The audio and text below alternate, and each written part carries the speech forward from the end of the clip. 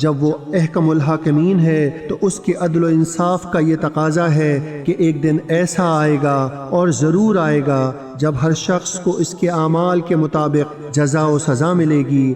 بسم اللہ الرحمن الرحیم۔ سورہ والتین ترتیب سے 95 نمبر پر آتی ہے۔ یہ مکی صورت ہے۔ اس میں 8 آیات ہیں۔ بعض ان مقامات کی قسمیں کھا کر اس سورت کا آغاز کیا گیا ہے جن کا تعلق اولو العزم رسولوں میں سے کسی کے ساتھ ہے۔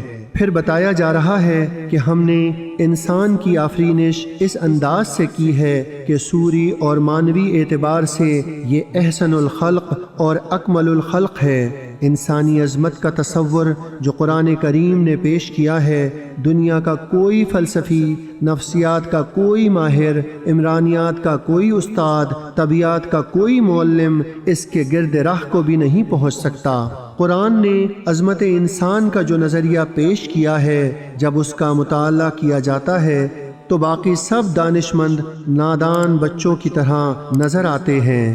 اس صورت میں انسان کو احسن تقویم کے لقب سے سرفراز فرمانے کے بعد اس حقیقت سے پردہ اٹھایا کہ نوع انسانی کے بعض افراد اپنے مقام رفیع کے تقاضوں کو پس پشت ڈال دیتے ہیں اور نفس کی سفلی جذبات کی تسکین کے درپے رہتے ہیں، یہاں تک کہ اپنے آپ کو ایسی پستیوں میں گرا لیتے ہیں جس سے مزید کسی پستی کا تصور نہیں کیا جا سکتا۔